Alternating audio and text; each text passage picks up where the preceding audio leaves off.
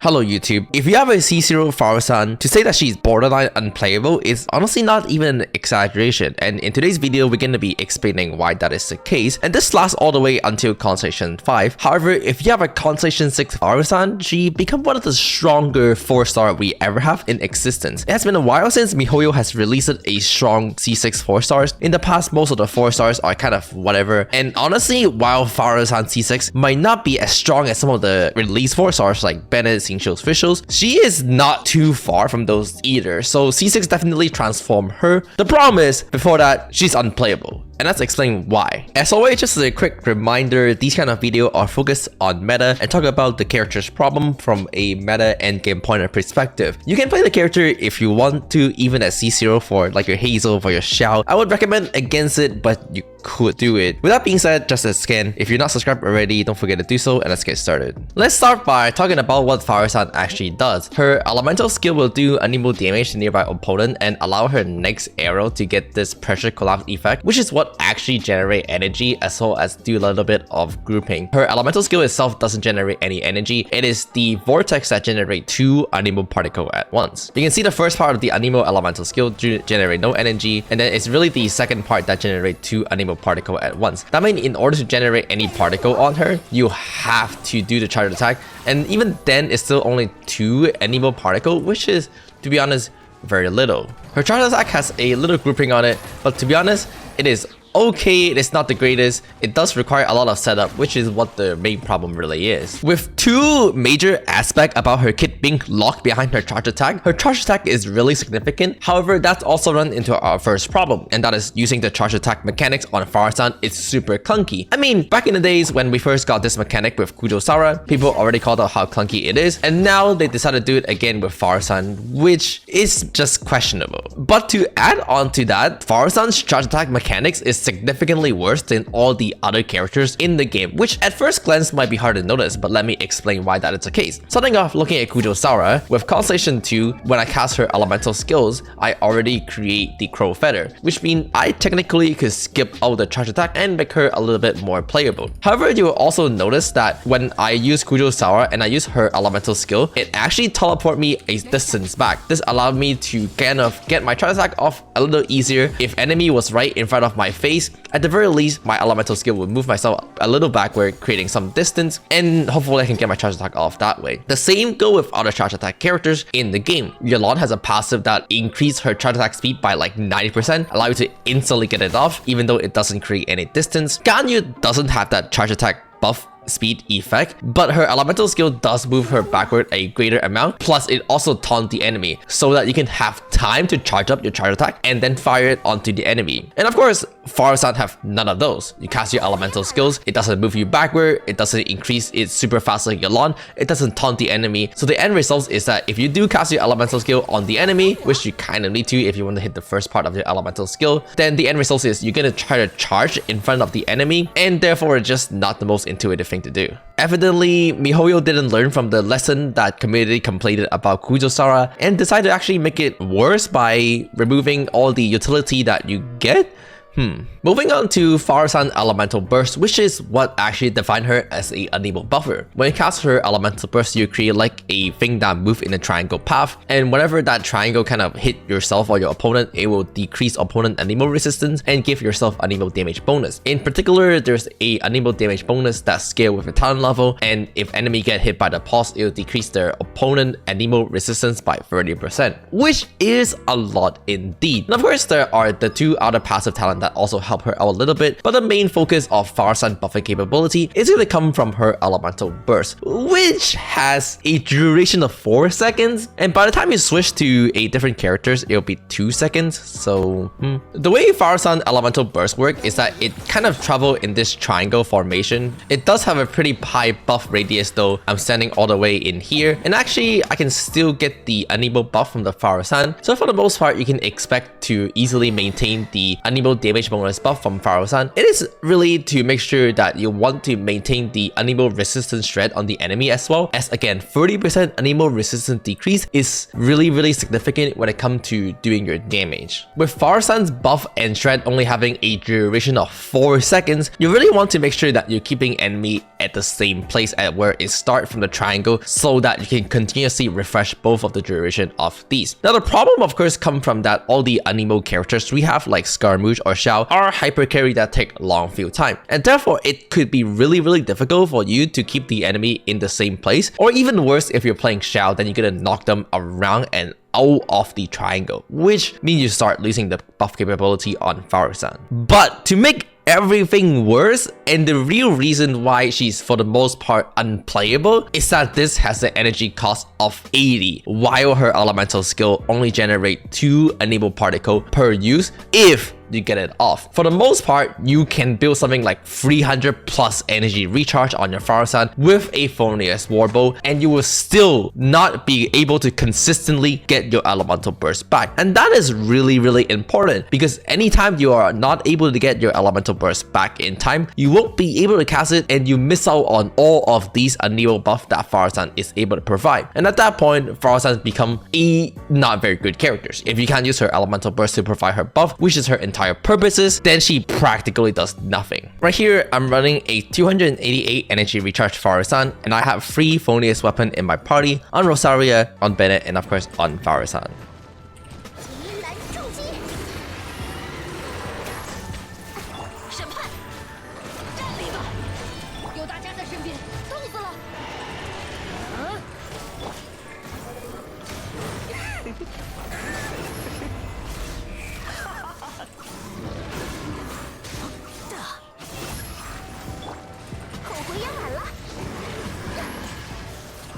You can see even through an entire rotation, I still don't have my elemental burst up. I'm barely missing a little bit of energy, even when I'm running such high energy recharge and free Phonius weapon. Of course, when you start accounting for enemy particle that would be dropped when you do a battle in Spiral Abyss, then the number might not be as high, but I also want to remind you that I'm running triple Phonius weapon. That means as I start dropping these Phonius weapon to run potentially other weapon because they have higher base attack on my Bennett, for example, or maybe a 5-star weapon on my Rosaria because I want her to do damage, then that number starts to kind of plus and minus, and in general you're looking at 300-ish energy recharge on Faruzan, which then might still not be able to consistently get your elemental burst back. With the entire aspect about the characters being dependent on her elemental burst, not being able to reliably get your elemental burst back for sure basically mean that there are gonna be times, maybe half the times, where your characters practically does nothing, and you really don't want to include a character that could just do nothing into your party, and that's practically is the reason why Faruzan is unplayable. The general consensus right now is that if you have a C0 Faruzan, maybe even just a non-C6 Faruzan in general, your best move is to drop Faruzan and just play something else. Play Scaramouche with like double Hydro or something. Just don't put Faruzan into your party because she is just that unusable. Having your elemental burst back every single rotation on Faruzan is very essential for the role that she's trying to perform, which is to buff the damage of your Wanderer or your Xiao. If you're unable to get your elemental burst back, then you have to decide if you want to extend your rotation to further recharge the elemental burst back on Faruzan, which causes a great loss in DPS. And while Faruzan's constellation can lower the energy requirement that you need on her, for the most part, it doesn't help that much. It helps a little, but if you look at something like her constellation 4, you can generate up to a maximum of 4 energy. 4 energy, and that's up to a maximum, which means you can generate less for each opponent that you don't hit. And so yeah, they kind of reduce the energy recharge by a little, but it fundamentally doesn't solve the recharge requirement of it being so high.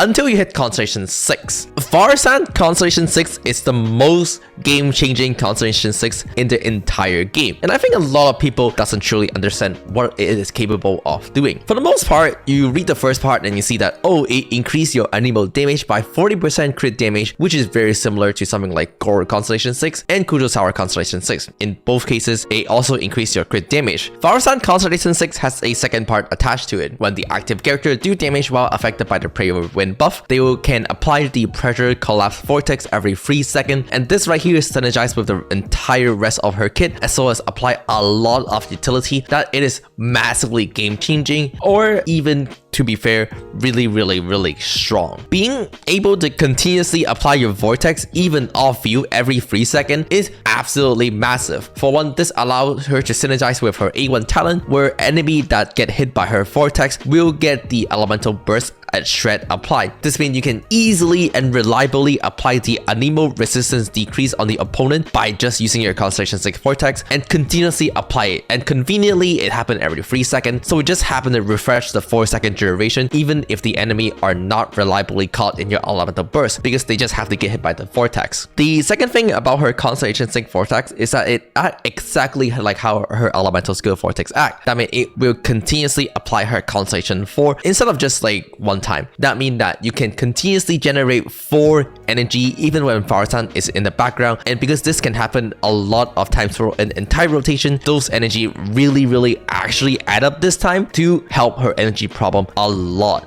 But if you remember at the beginning of the video, we talked about how her energy generation is not on her actual charge attack, but on her vortex, which generate 2 unable particle. Yeah, you know what? Those vortex from the Constellation 6 also generate unable particle. That means you're able to generate 2 unable particle in addition to the Constellation 4 effect every single time you proc the vortex, even off view, which dramatically not only help her out because you're generating a lot of extra unable particle out now, but it also really help whoever anemo characters you have on field to also recharge their elemental burst, whether that be Xiao or whether that be Scaramouche. Being able to consistently generate unable particle off field is super significant and is significantly better than the previous existing unable battery sucrose, which generate your particle in a clump and then you have to funnel it into Xiao. Because not only does make it significantly easier to use, but it's also just more effective because you can easily ensure that every single one of your particle is getting caught by your active on-field characters, which means that the values of each particle increase for whoever is those on-field characters. You don't have to do janky sucrose funneling anymore. You just cast Faruzan C6 and then your Xiao can get a continuous seam of anemo particle, or your equivalently your Scaramouche, which is again really massive when it comes down to being able to cast their elemental burst.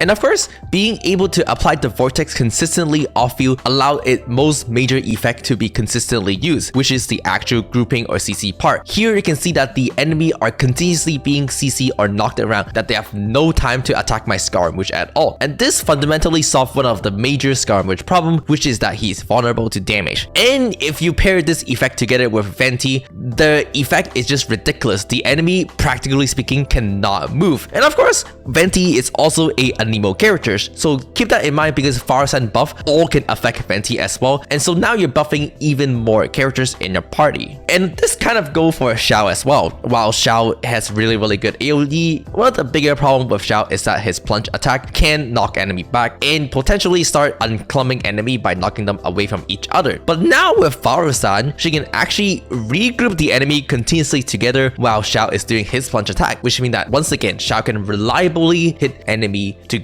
It is not unfair to say C6 Faruzan is really strong and is massively game changing for how you're trying to play her. C6 Faruzan solved the fundamental problem of energy recharge for herself, as it allows you to generate so much more energy, but it also solved gameplay problem for other characters. It generates energy for other characters, which is massive for Xiao. It continuously group the enemy off field, which apply a lot of CC and grouping, which are really huge for either Scaramouche or Xiao as well. So C6 fundamentally buff your entire team on a super important level. Oh yeah, and it gives you 40 crit damage for your unable damage. Honestly, at this point, this 40 crit damage doesn't even matter. It is really good to increase your damage, but the thing that you really care about on the C6 is the second part of the constellation. But before C6, well, let's just say you don't get any of those benefits, and we're back to square one of all her problem, plus all your other character problem. I think the fundamental problem here is that Faruzan essentially has the same treatment as the Ito treatment, which is if you're trying to play those team or those characters, you have to be ready to fully commit onto them, which is spending every single one of your resources to build them, because it is that essential. For Ito, it means trying to get the Geo's characters and build all of them, and in here, you kind of have to get C6 Faruzan, which is super unresponsible of me to say, and please don't send money that you don't have, because that is not good. And unfortunately, unlike the original launch characters for stars, you can't buy their constellation over time in the shop, which means there's no reliable guarantee way for you to get C6 over time. And just as a reminder, there's a guy out there who have C6 Scaramouche, but only as C4 Faruzan. And so unfortunately, this is definitely not something I can recommend people to do. I can't say just go spend money to try to get a C6 Faruzan, because that's not responsibility of me at all. So the only thing I can really say is that Faruzan kind of sucks, and I would just give up on Faruzan. Unless you happen to have a C6 Faruzan, then you could look for a different direction. Overall, is this video a little too harsh on Faruzan? Maybe, but is it true that she's borderline unplayable, especially at Constellation 0 or like Constellation 1 or 2? To be honest, probably yes. So if I were you, I would just really play something else, because the other character can just function so much more for you and your team than Faruzan could, unless you have C6. Now, it is interesting to probably create a separate video talking about the issues of mihoyo making characters constellation lock nowadays, because well, your C0 Goro did his job fine, to be honest, but now then you have C0 Faruzan that doesn't do anything. But that's for a later time, so as always, don't forget to subscribe if you're enjoying the video, and again, thanks for watching, like, comment and stuff, and I'll see you guys all next time.